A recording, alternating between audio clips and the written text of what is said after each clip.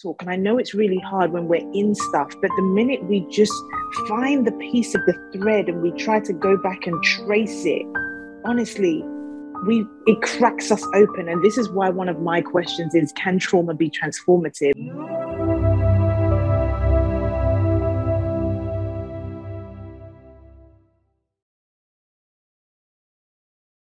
I'd like to welcome to the show, Yemi Penn. How are you doing, Yemi?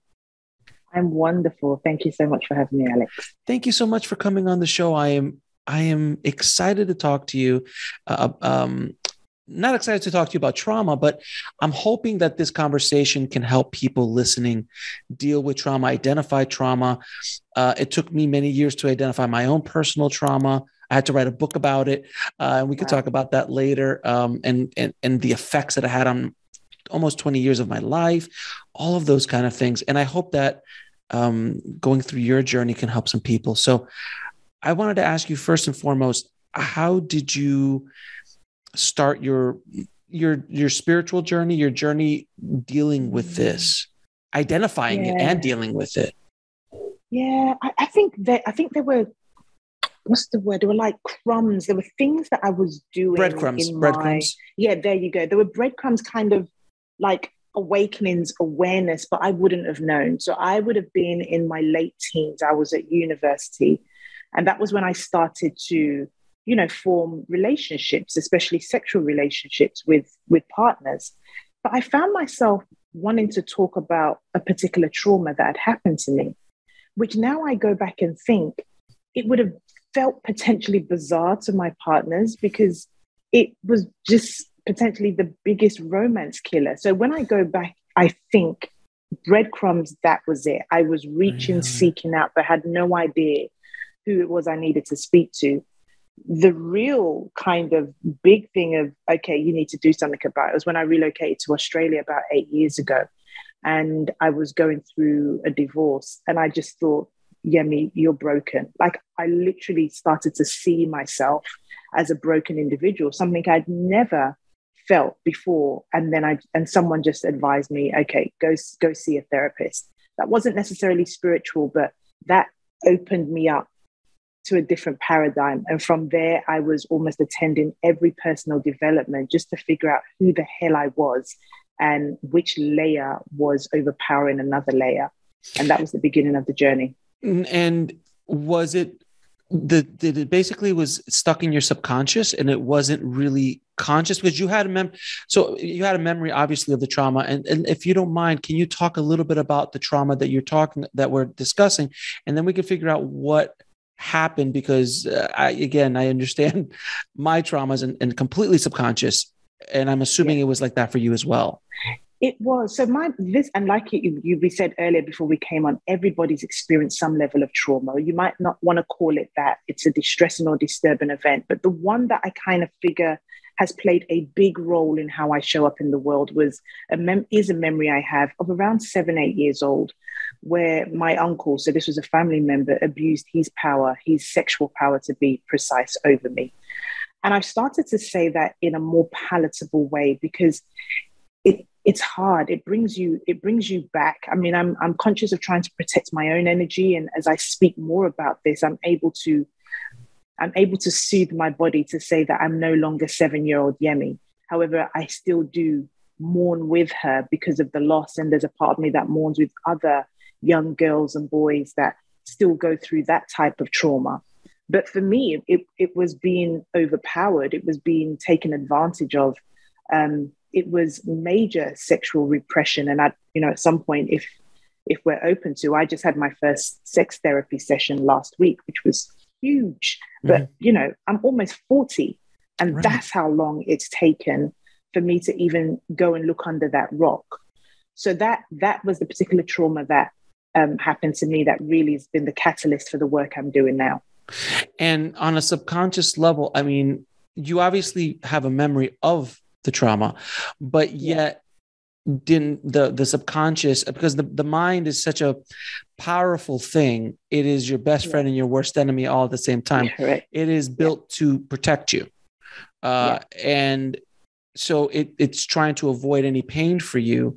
So it hid a lot of the trauma that you suffered, and not bringing it out to the light. So it was hidden behind you. And again, I'm using my own examples of it because that's exactly what happened to me, until finally it gets to a breaking point in your life. You're like, so many things are happening to you, or like there's these patterns I keep seeing. These are breadcrumbs you're talking about. And you're like, wait a minute, there has to be something else. And then you go, oh, wait a minute, it was this thing. And then you go archaeologically back into your own life, like Indiana Jones, and you start figuring out, oh, here it is. And when you open up that cave, whoa. Is that a pretty decent example of explanation? Perfect.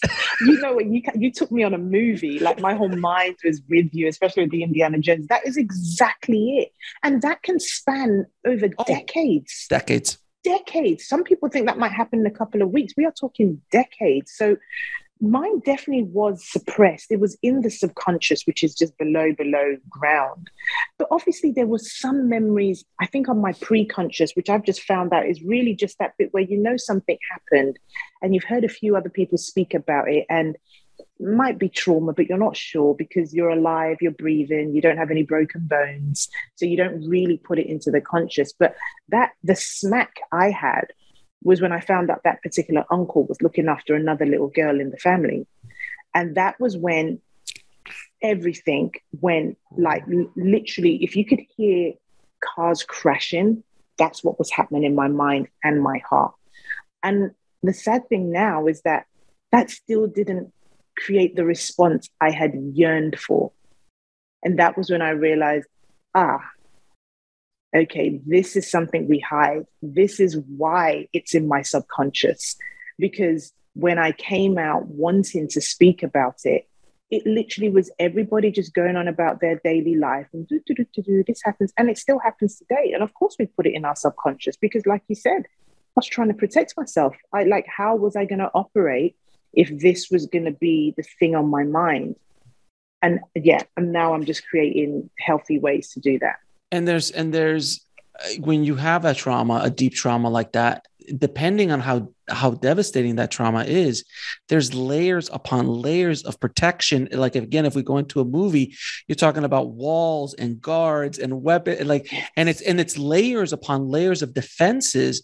That's what working with a therapist does. Is you start to break through little by little, and it could take years till you finally, because some people repress these so badly that I didn't even have any idea about I keep talking about it, and I'll give you a quick, I want to know. It's a really quick explanation.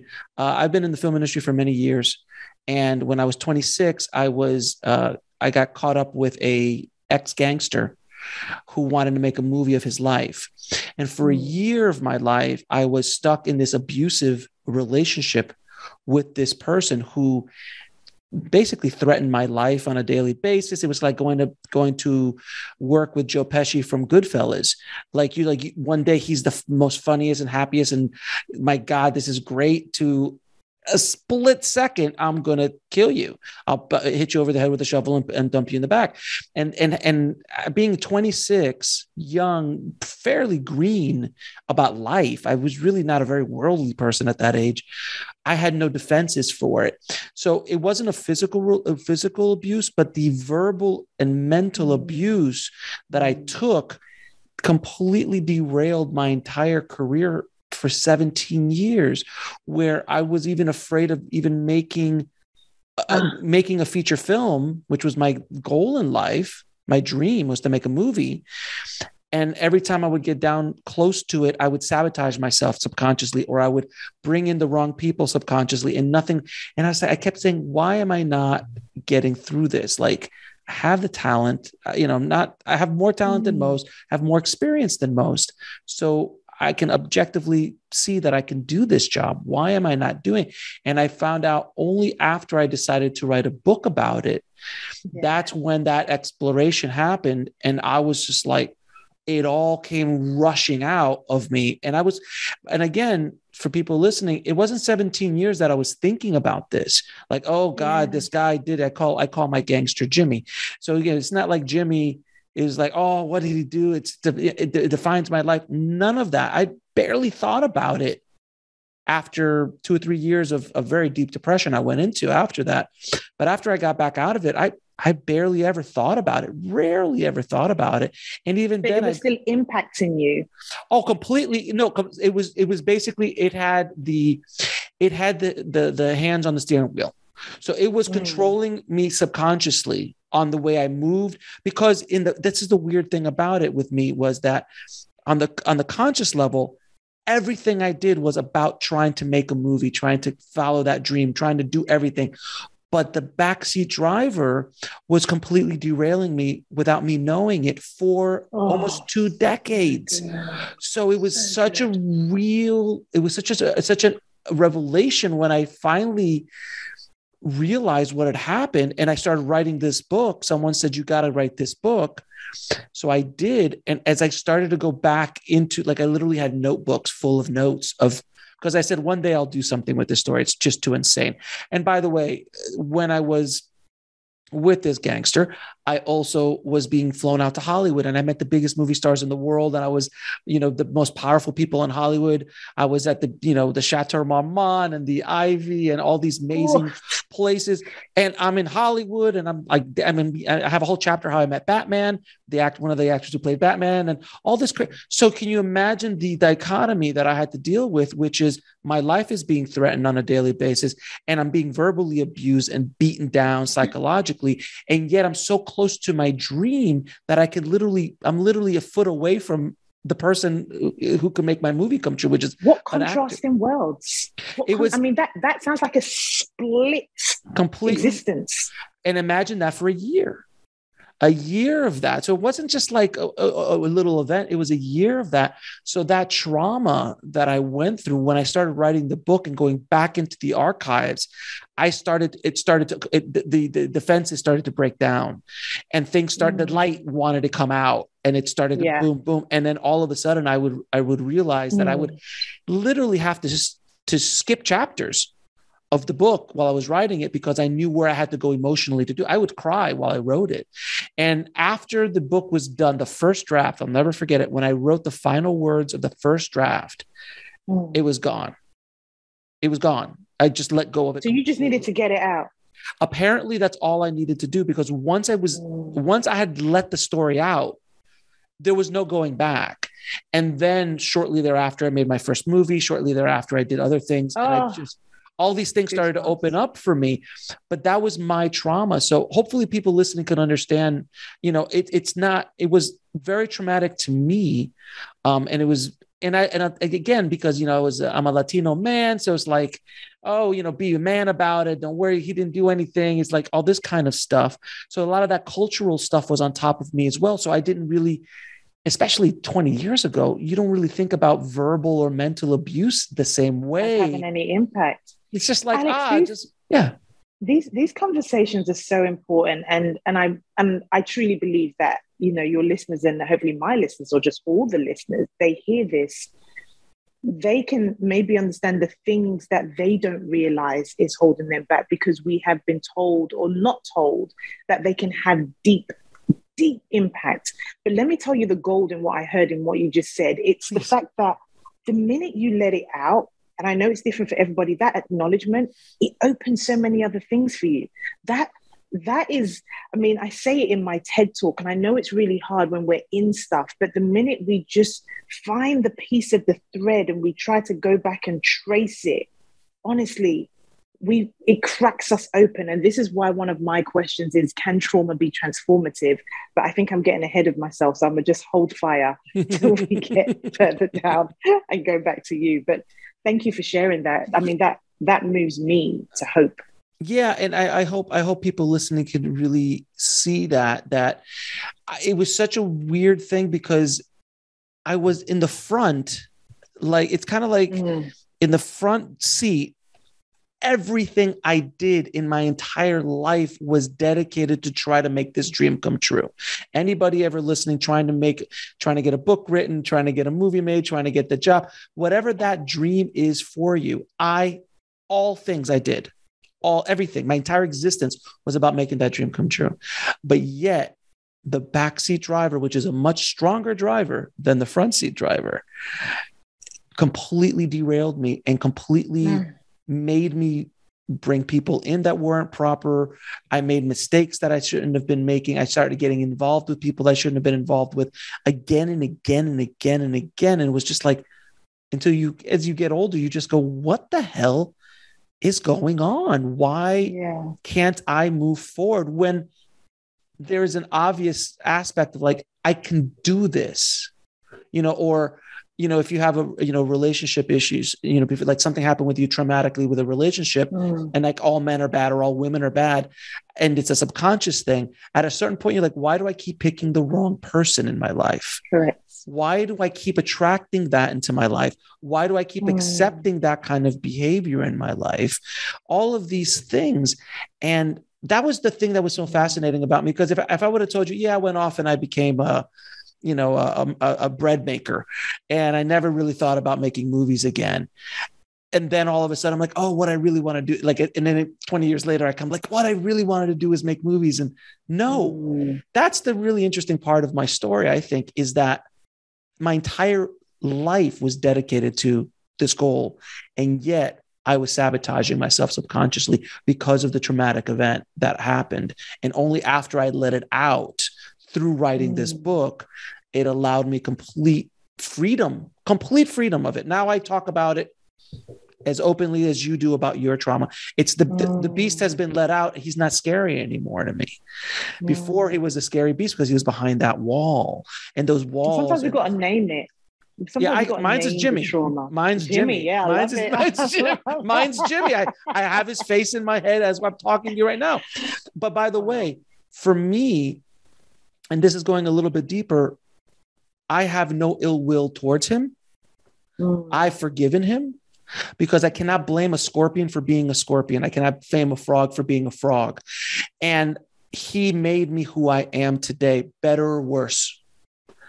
And a lot of the work that I do today and the why I want to help people is because I want them to avoid a lot of the pitfalls that I went through with him. So he had a position and a point and a purpose in my life. And that's how I personally deal with it. It's different for everybody, but I truly have no ill will towards him. I send him love. I wish him the best. I don't even know if he's alive anymore. He was pretty old when I was working with him, but he had a purpose. There was a purpose. And not all things that happen in your life have to be good in order to have purpose. Bad things that happen to you as well are there to make you grow, to challenge you, to do all these kind of things. And that's what I've found with him and my acceptance of this trauma. Oh, man, you see me writing? I'm writing on my notebook. Do you know how mad that is? It's 7 a.m. in Sydney and I'm writing on my notebook. I appreciate it.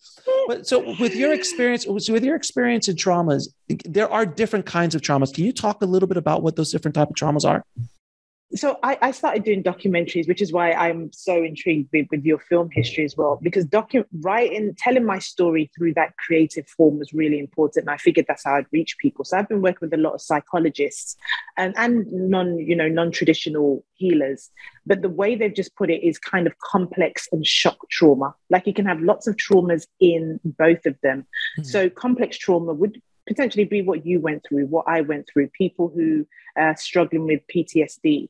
And a shock trauma is something like a car accident, something that happens immediately. Now, it doesn't mean that that doesn't live on in you. It just means that the impact was there. And so therefore it might have a different magnitude resonance.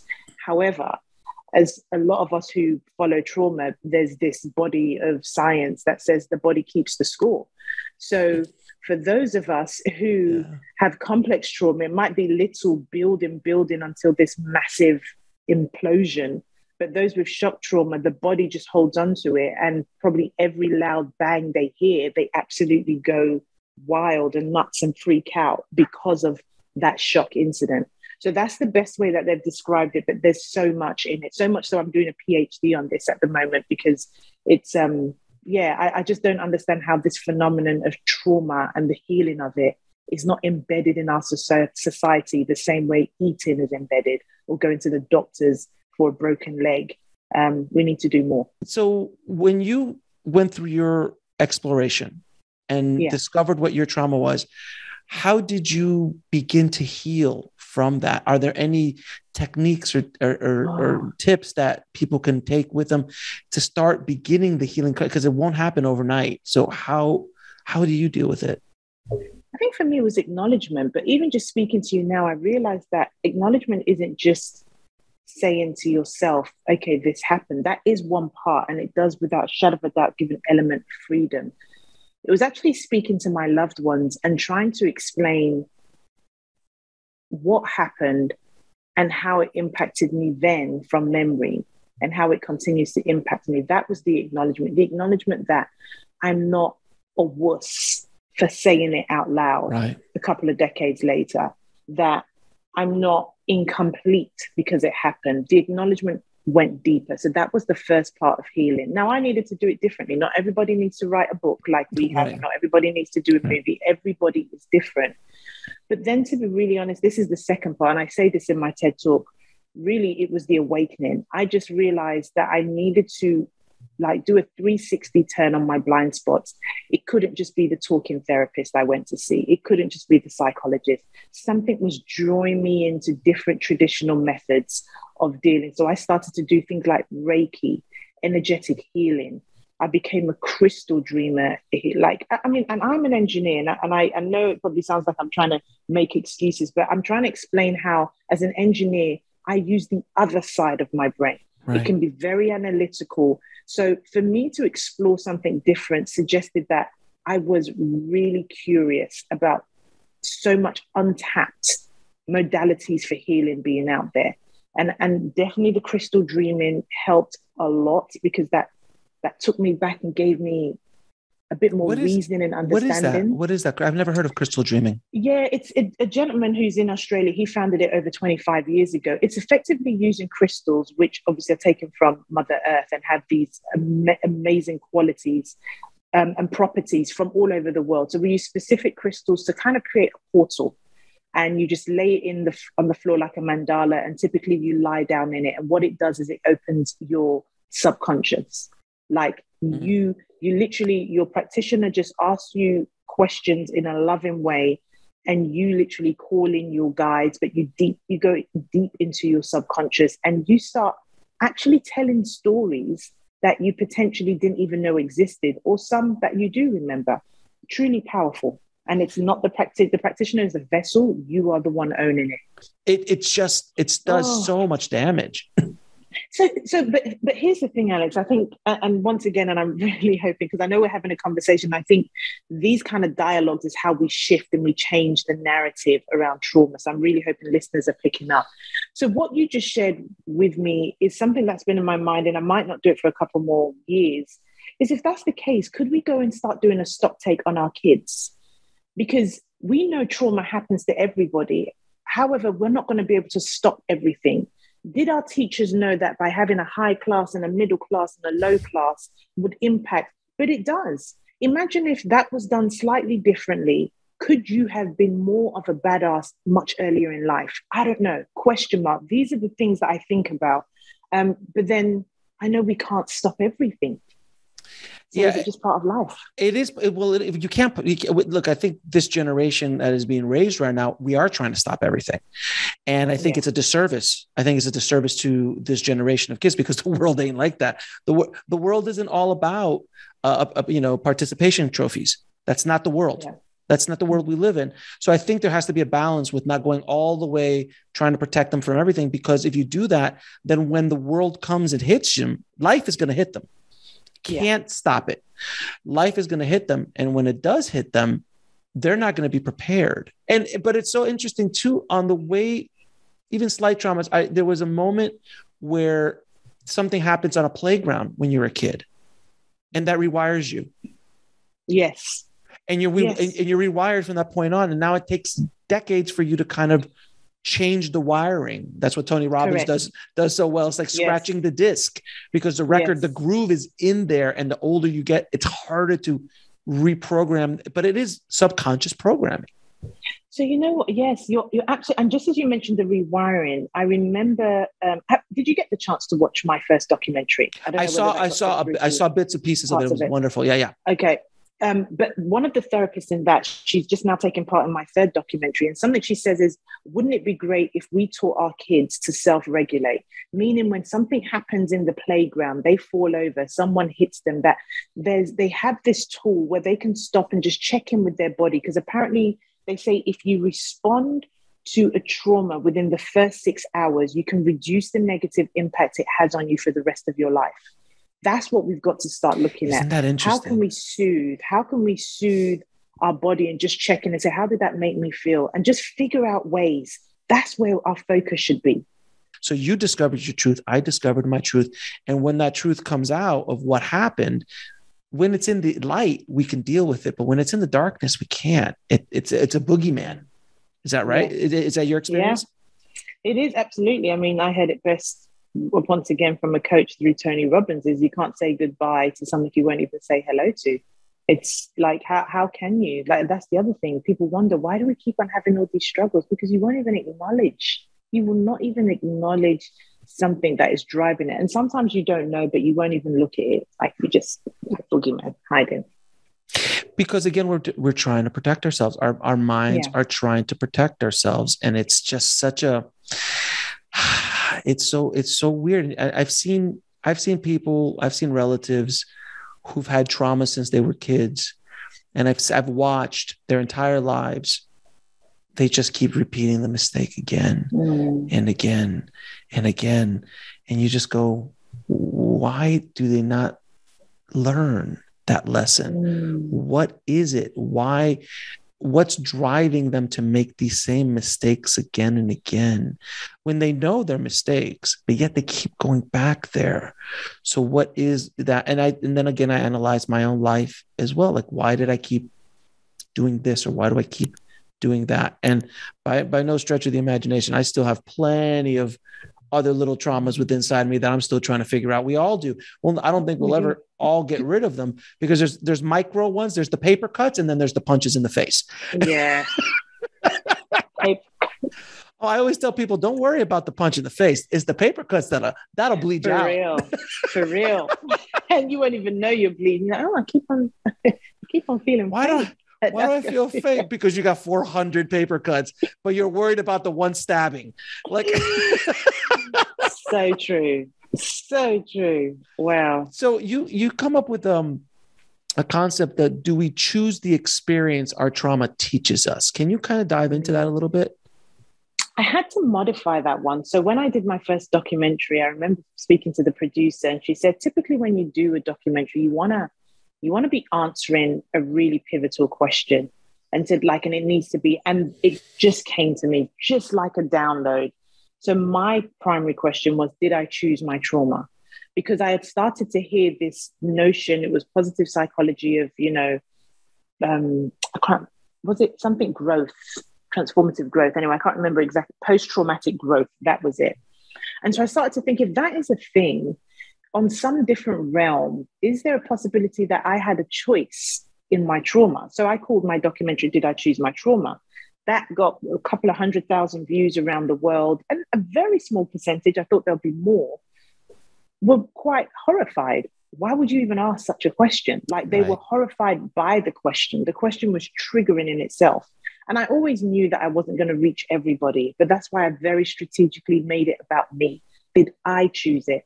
I'm feeling bold and have the audacity to ask such question and investigate, but I couldn't put that on other people. And that's when I then went to, well, do we choose the experience? Because some people assume that we go and we say, I want to be bullied and harassed and threatened by a gangster, or I want my uncle to completely take my sexual power. I didn't, and I don't believe we do. Someone might think different. I definitely don't believe we do. But do we choose the experience? Do we, on some level, whether in this life or another life, if people believe to say, I want to learn how to use my voice, or I want to learn how to speak for people who are struggling in countries, or I want to learn how to feed people, and then they become a farmer, but they might think, oh, they're not doing a worldly profession. Do we choose the experience? That's what we've got to start looking at. So every time I'm going through some really deep ish, my question is, what am I meant to be learning from this? Like, every business venture I've had in the past couple of years, there's always been conflict with the men in particular that I'm meant to be liaising with. And so I'm now asking myself, what is the experience here? What am I meant to be doing? And that's why I posed that question. I think that people listening really need to think about something. Every great historical figure, whoever, from Mandela, Martin Luther King, you can Jesus, everybody, and throw it all out there. Every one of them had a struggle. Every single one of them had an event, something that happened to them that made them who they are. I believe that we cannot be who we are meant to be without being tested. And it's just, I'm not even getting into the spiritual here. If you want to go down the spiritual road, I could absolutely go into karma and all that kind of stuff.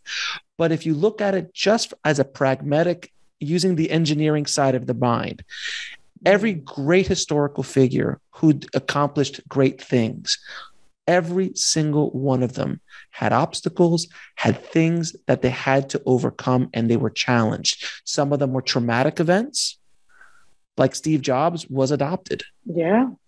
He was abandoned by his parents. That defined his life. If he would have been born into a loving family, would we have Apple today? Would he have had that drive that you need? Would Nelson Mandela have been able to do what he did? I don't want him to be in prison for as long as he was, but do you know what I mean?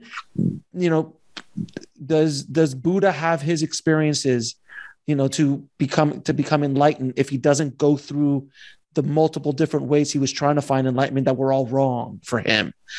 And he had to go through these experiences. So I believe that we're here to be tested. The metal cannot get hardened unless it's being banged against the stone. And I think this comes with age. As you get older, you start looking back at your life and you're going, wow, that thing that was really the worst thing that could have ever happened to me truly kind of was what I needed at that time. I needed to almost go bankrupt to understand the value of money. I needed to have a breakup, or I needed to be in that really bad relationship. So when the right relationship showed up, I could recognize it. Yeah. These kind of things. What's your opinion on this? No, absolutely. I mean, as you were speaking, I was like really leaning in, saying yes, yes. And then I had my other voice saying, yeah, but I really don't want to have to go through hard times. And I think that's part of the narrative we have to get comfortable with. Everyone is saying, get comfortable with being uncomfortable. I completely agree. And I remember my daughter saying to me, because I had her go to the UK for 6 months. I went to boarding school in Nigeria, and I tell people, when I say boarding school, they think, oh, Prince Charles, Prince Harry type boarding school. No, man. Harry Potter. Harry Potter. Yeah. Harry No, not Hogwarts? Not Hogwarts? No. Think Survivor with no camera crew, and you're lucky if you get rice and beans. That's what I'm talking. So I went there, and I remember telling my daughter that really taught me independence. I didn't like it at the time. And she said to me, yeah, but Mum, not everybody needs to go through major trauma in order to evolve. And so I sat with that for a little bit. And so I said, okay, maybe you don't need to go to Nigeria. How about you go to the UK for a bit? Your dad's there, go be with family. And so for 6 months, we just created a new contract. She has come back a completely different, profound human being. The change in environment, something. So even though some people might feel, well, why do I need to go through that? Sometimes you need the shift. And if you don't make the shift, like life. You said, with that punch, life will give you the shift. So you kind of got to make a choice. That's my view. Make a choice. You don't learn from winning. You learn from losing. I mean, that's just life. If you are winning all the time and have nothing but success, you have no understanding, or you're not really growing. Because you need to have that hit to go, okay, you need that Rocky moment. If Rocky would have gotten to the ring and knocked out Apollo Creed in the first punch, what kind of movie is this? Why would we be watching? He needed to struggle. That's why I love that movie so much, because that's why it still resonates. It's a 70s movie that resonates to this day. You can watch it and just go, got it. Because Sylvester Stallone tapped into something that was so primordial in us, that is the underdog story. But look at the struggle, but then get the shot. at the ring, at the championship, where you should never even have had a shot at the championship, but yet you were still able to get it. But he needed to struggle. Struggle is what makes us stronger. And if you even look at our bodies, the way our muscles grow is by tearing them apart. Absolutely. It's nature. So what have we missed, Alex? Why is this not common knowledge? Because we don't want horrified? Pain. Because we don't want pain. Because our entire mind is built around avoiding pain and gaining pleasure. That is it, and it's also ego based. So look, most people just want to sit back and relax, and they think that if they had $1 billion, life would be good. I know a lot of people who have a lot of money and have a lot of success. It's not what it's all cracked up to be. I know some people who have a lot of money and success who are absolutely wonderful and they're doing great work and all that stuff, but they have a different drive of what drives them. But that's the thing, is that we don't want to struggle. Who wants to struggle? Like, I don't want to. I want to wake up tomorrow morning and look like Brad Pitt, and I want to eat whatever I want to eat all day, every day, and have a 6-pack and look like Brad Pitt all day. That's what we all want to do. You know, it could be whatever. Pick your movie star, you know. But even Brad Pitt doesn't do that, by the way. Brad Pitt still has to work to keep Brad Pitt looking like Brad Pitt looks, you know. All of us do. But we all want the easy route. But as you get older, you start realizing that when doors are always opening for you, which rarely happens, but when it does happen, you don't grow as much as when the obstacles are being thrown in front of you, because you need to get stronger to go through it. And to go back to what the conversation starts off as, is trauma. Trauma is probably the biggest obstacles that can be thrown in front of you. They are the biggest life challenges. These are the things that define you or define your mission in life, and not in a negative way, but it definitely tilts you in a direction. Like we've discussed, your direction, my direction. Without our traumas, we're not who we are. And I don't want people to have to go through traumas, but if life is brought that to you, it is what it is. And you have to do the best you can with what you're given in life. And some people are born in the royal family, and that's a whole other kind of trauma. But, but some people are born rich and with success, and they have success around them at all ways, and doors are open for them, and they have their life set for them. And others are born in the ghetto, abandoned in a dumpster somewhere, and they struggle and fight to get out of where they're at. And both are experiences in this life, right? Both. You can't blame Prince Harry for being, or Prince Charles for being born. He was born. That's his path. And the one who, and I promise you, he's dealt with trauma, but not trauma that you and I have dealt with, because we don't know that world, but we have different kinds of trauma and dealing with it. I spoke to, I was speaking to a Navy SEAL the other day, and I asked him, what does it take to be a Navy SEAL? What is that thing that you see that all people who make it through that program, which is the most difficult mental and physical endurance in the world, is to be a Navy SEAL? And he's like, well, first off, the big muscle bound guys who were the quarterback in high school, they're the first to go because they've never had any adversity. Everything's always been given to them. So they were so good at what they did, they thought they could just coast through this. They're gone within a couple of days.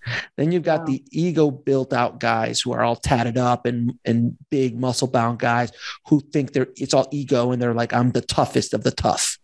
They're gone a few days later. I go, so who stays? He goes, it's the scrawny guys. The guys who have been fighting and clawing and grinding their entire life. Those are the guys who make it through. Those are the guys that have what it takes to get through mentally and physically.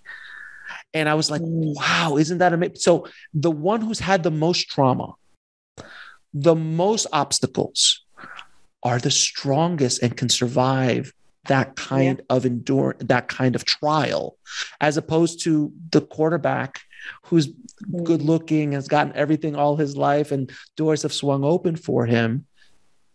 They have no defense, they have no weapons, they have no tools to deal with adversity in life. So you see what I'm talking about? Yeah, no, I do. And I guess when I start thinking of how, for the listeners, for me, I boil it down to two choices, and you can always have more.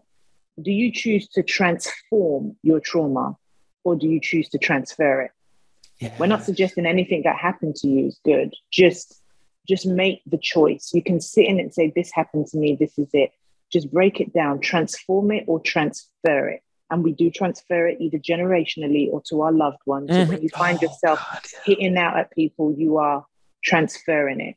When you find yourself being that mean partner because you were treated poorly, that's transferring it. You can transform it in so many ways.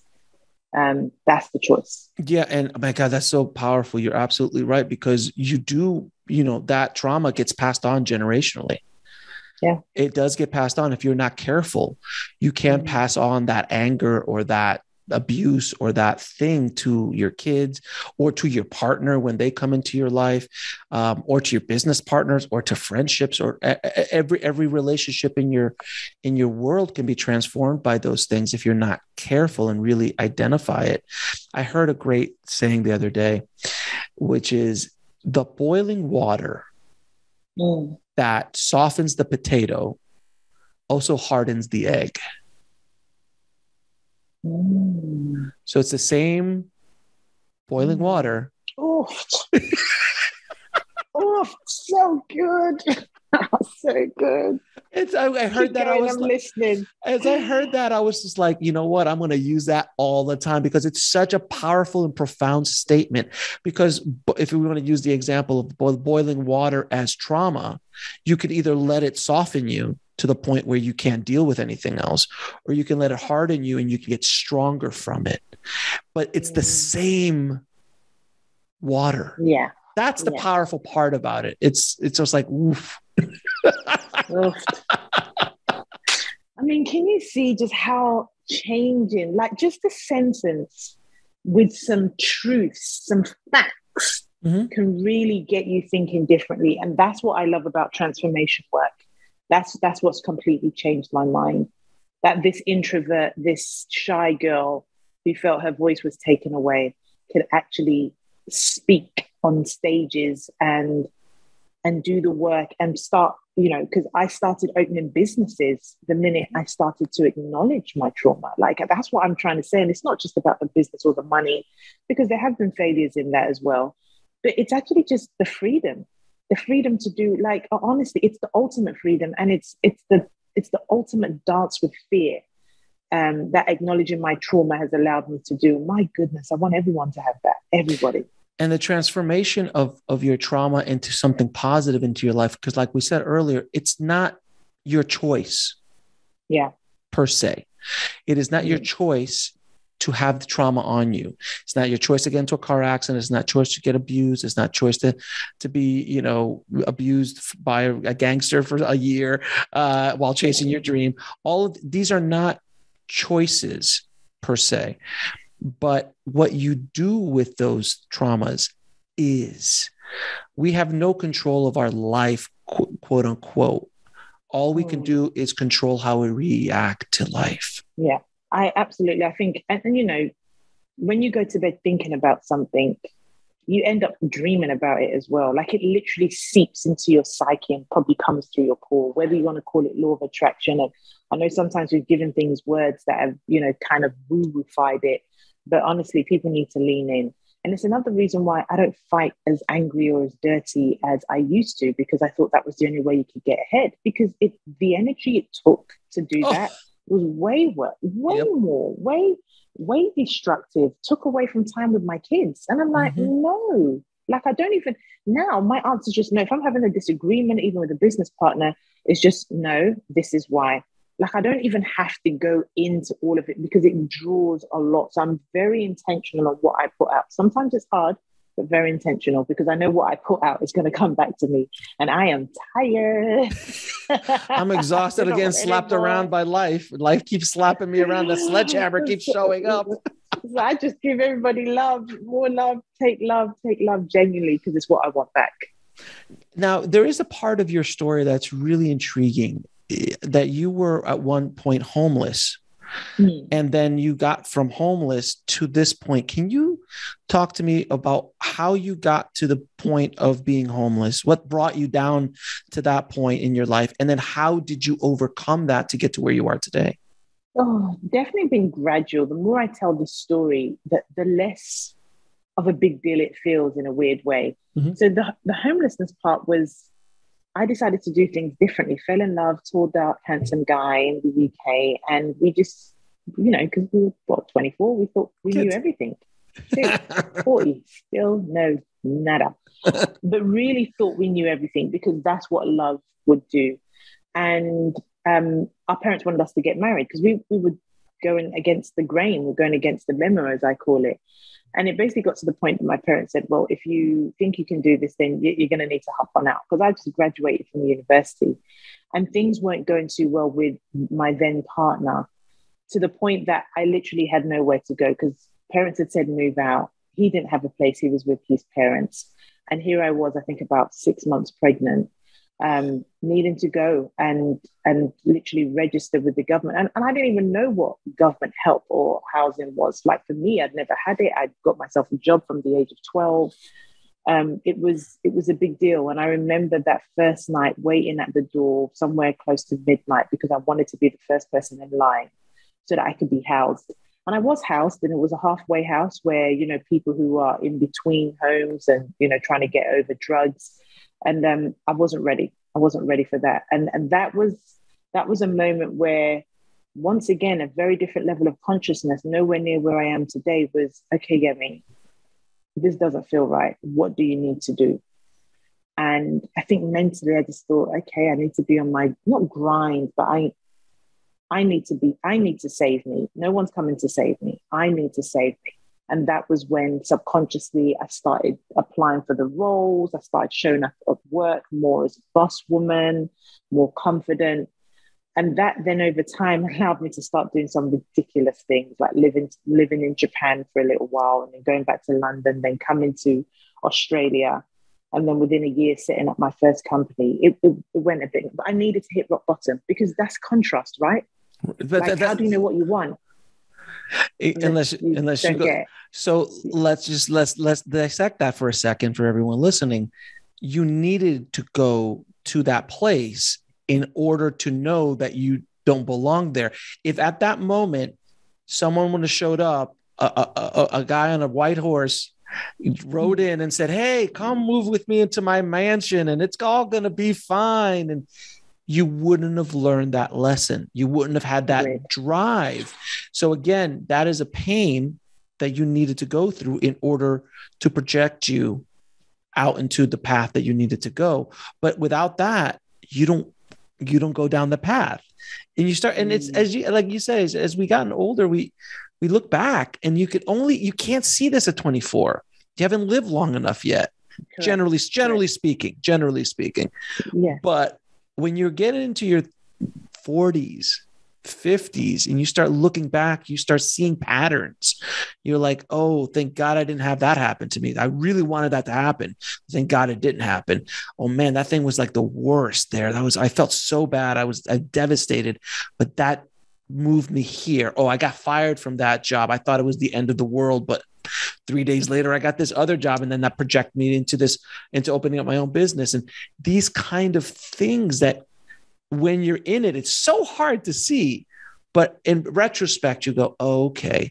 So I hope that people listening can kind of understand that in their own journey, that if something, and I do truly, and I know this is hard for people to understand, but I truly believe that when something bad is happening to you, in the long run, it is for your best. And I know that's hard for people to swallow, especially when you're going through a difficult time, because I've had devastating breakups in my life, let's say, that were traumatic, like sitting down 6 months and not going outside because I was destroyed. I was devastated by a traumatic experience, 2 years of being in a depression after Jimmy, so I get, like, if I would have told me then, like, hey man, this is all going to work out fine for you, I would have punched me in the face, because you can't see it. You can't see it at the moment. And let's say that for those who are in it, and we never know how bad it is. Correct. You might want to punch Alex in the face. Yeah. And we get that, but just hold tight, because even though it might not make sense now, the minute, in whether a week, 2 weeks, 2 months, 2 years, remember this conversation and come back to it, because this is what will get you out of that hole a lot quicker than you think. But I do appreciate you saying that, because I said, I know when you're in the middle of the pain, you don't want to hear anything from anybody. And we have no idea how, if you're listening to this, what kind of pain or what kind of trauma you're going through right now. But understand that from both two different perspectives, yours and mine, as difficult and as painful and as horrific as some of the traumas are, in time, you will be able to look back on it and understand what was going on. I forgot this wonderful author who was in the genocide in Africa, in the Rwanda genocide. She wrote a book. She toured with Wayne Dyer. I forgot her name, but she was basically, her family was killed, just completely murdered. And she had to hide in a bathroom for 3 or 4 months every day, living within fear of dying, of her being found by murderers. I mean, it was just the genocide. It was a genocide. And how she had to deal with that trauma, and how she was able to come out of that and to finally forgive and to finally love. But she's like, how could I love someone who killed my entire family? How could I forgive this trauma? How can I, all of this stuff. And that story, and I'll see if I can find it. I find that story and I'll put it in the show notes. But there's trauma, different levels of trauma for everybody. Yes, absolutely. But it takes time. It takes time. Now, where can, I'm going to ask you 2 questions I ask all of my guests. What is your mission in this life? It's to raise the vibration on acknowledging and healing our trauma. It hasn't changed. It hasn't changed, because I truly believe that we talk about sustainability of the planet, and it's like everybody's forgotten the sustainability of humanity. Unless you want robots literally toiling the ground and doing all the things, we need to just take just a few steps back and sustain humanity. And to do that, we need to look at our trauma and heal it as we go along. And why are we all here?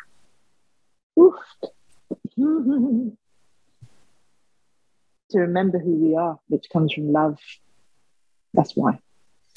And where can people watch your movies, read your book, find out more about what you do? So my website is best, yemipenn.com, which is YEMIPENN. You can watch the documentaries there and order my book, but also Instagram. Follow me on Instagram and you get the realist version of Yemi for sure. Yemi, thank you so much. This has been an absolutely wonderful conversation. I absolutely love talking to you.